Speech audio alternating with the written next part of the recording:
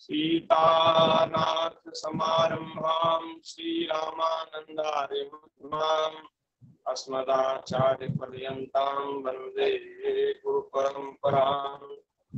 गुरुर्ब्रह्मा गुरुर्विष्णुः गुरुर्देव महेश्वरः गुरु साक्षात् परब्रह्म तस्मै श्री गुरुवे नमः।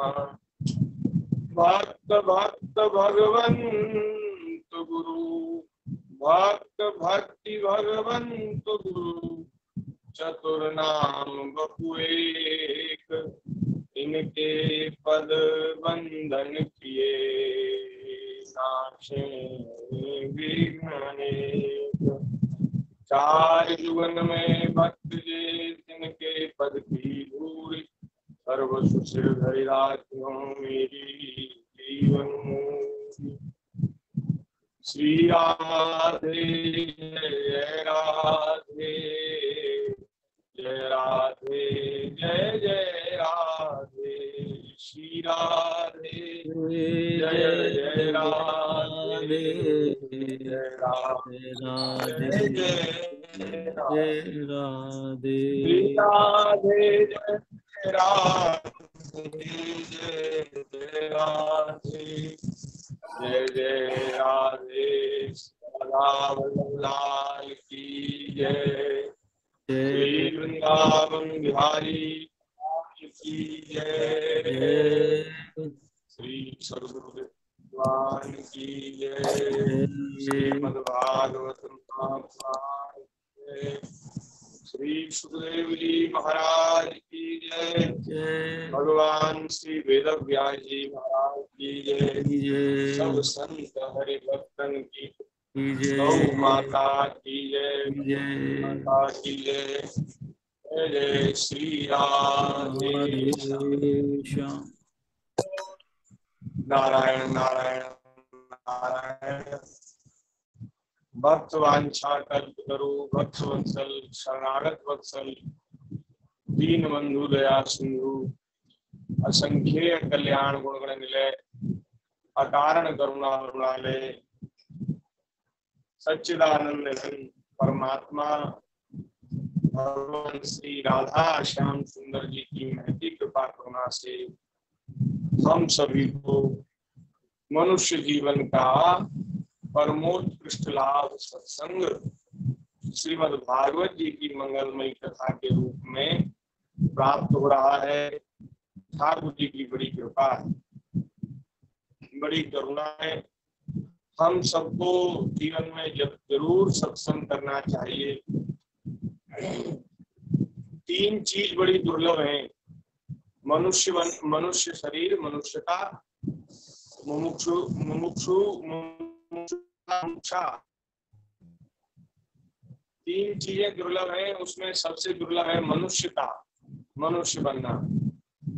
और दूसरी चीज है मुमुक्षा, मुक्त होने की इच्छा होना। और तीसरी चीज है महापुरुष संशय, किसी महापुरुष का सानिध्य, उसका संग प्राप्त होना। ये तीन चीजें संसार में बड़ी दुर्लभ है। तो महाराज सत्संग से ये तीनों चीज सुलभ हो जाती है। ये सत्संग की महिमा है। सत्संग की महिमा क्या है कि तीनों चीज जो बड़ी भारी दुर्लभ कही गई है संसार में, वे तीनों चीज सुलभ हो जाती हैं सत्संग से। सत्संग से ही मनुष्य में मनुष्यता आती है। अगर सत्संग नहीं महाराज तो फिर मनुष्य में और पशु में क्या अंतर है? बताओ, बताइए तो सही। है कोई अंतर है? आप अपने मन में विचार करें, क्या अंतर है मनुष्य में और पशु में?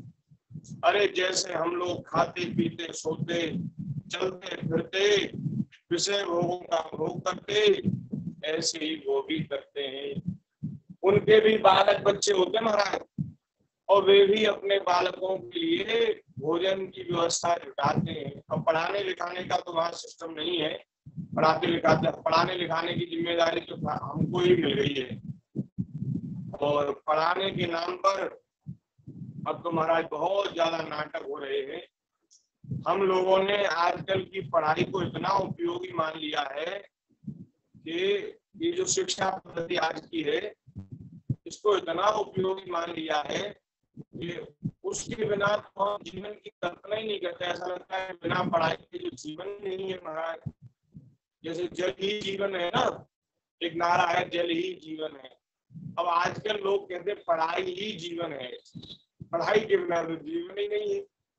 और ये जो हमारा जो दुराग्रह है, हमने इतनी विशेषता दे रखी है अंग्रेजी पढ़ने को, विज्ञान पढ़ने को इतनी विशेषता दे रखी है, इसी का अनुचित उपयोग स्कूल वाले उठाते हैं। जो विद्यालय चलाते हैं वो महाराज ज्यादा से ज्यादा पैसा हम लोगों से वसूल रहे हैं पढ़ाने के नाम पर, अच्छी शिक्षा के नाम पर। तो अधिक से अधिक महाराज वे हमारा शोषण कर रहे हैं। दो चीजों के लिए हम लोग कमा रहे हैं, एक तो बच्चों को पढ़ाने के लिए सारी कमाई पढ़ाई लिखाई, और दूसरा बीमारी दिखाने के लिए, रोगों का इलाज कराने के लिए। दो चीजों में सबसे ज्यादा पैसा हम लोगों का उपयोग होना लग रहा है।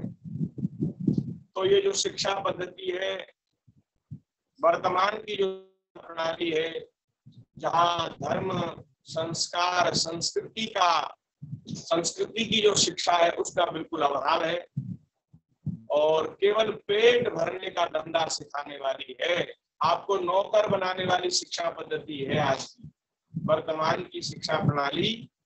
आपको नौकरी कैसे मिलेगी, आप नौकर कैसे बनोगे, ये आपको महाराज सिखा रही है। तो इसलिए हम इसके विरोध में हैं।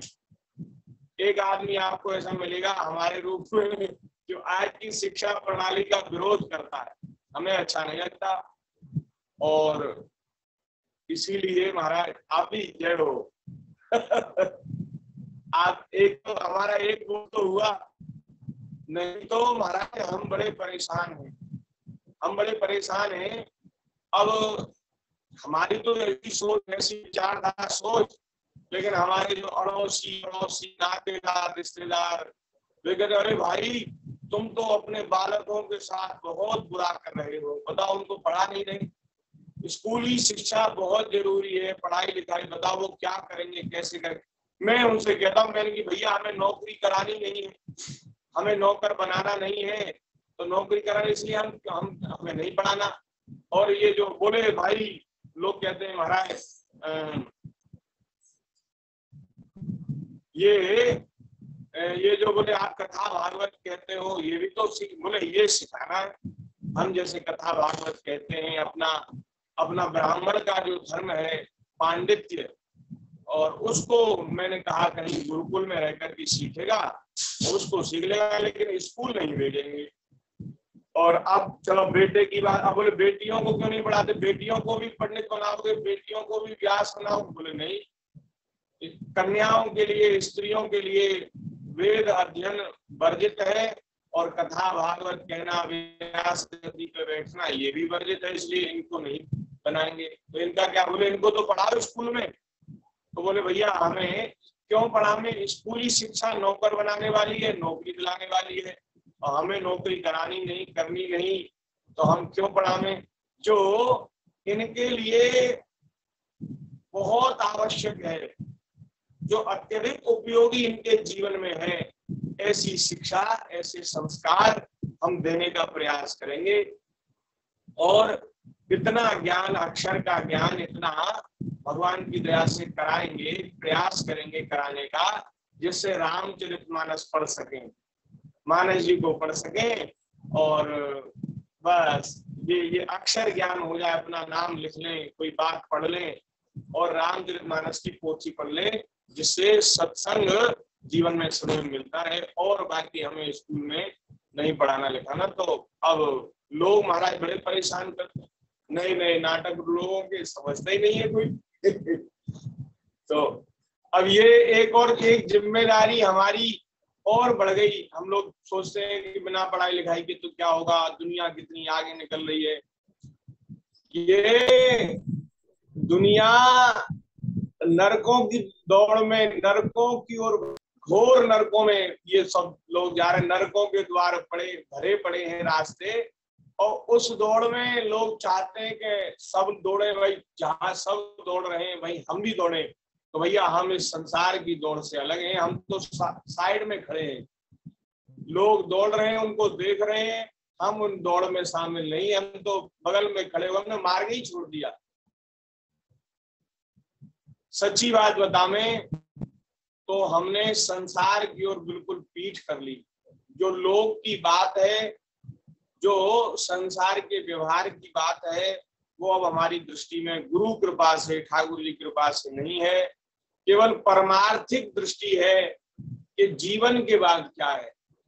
जीवन तो ये दिख रहा है, इसको तो हम सब लोग देख ही रहे हैं, लेकिन हम ये विचार करते हैं कि जीवन के बाद हमारा क्या होगा।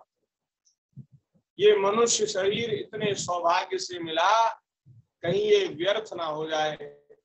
अरे ज्यादा नहीं तो एक पग भी अगर हम भगवान की ओर बढ़ गए इस जीवन में, अब की बार यदि हम भक्ति के मार्ग पर, भगवत प्राप्ति के मार्ग पर एक कदम भी बढ़ गए, चल गए, तो महाराज बात बन जाएगी। अगर हमें अब इस बार भगवान नहीं भी मिले, अगर हमें या इन बालकों को, जो जिन बालकों की सेवा ठाकुर जी ने हमें दी है, हमारा पूरा प्रयास ये है कि ये भी उस भगवत प्राप्ति के मार्ग पर चलें, क्योंकि ये हमसे जुड़े हैं तो किसी ना किसी प्रयोजन से तो जुड़े हैं, हमसे संबंध हुआ है इनका।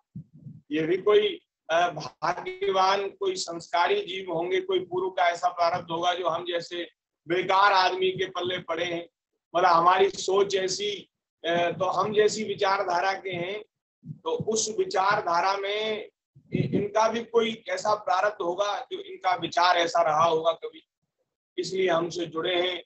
तो हम चाहते हैं कि एक पग भी भगवान की ओर रख देंगे तो भगवान की घोषणा है कि न मे भक्ता प्रणश्यति, जो मेरी भक्ति के मार्ग पर चलता है उसका कभी नाश नहीं होता, और वो जन्म जन्मांतर में मेरी प्राप्ति कर ही लेता है। कोई भक्त यदि भक्ति के मार्ग पर चलता है और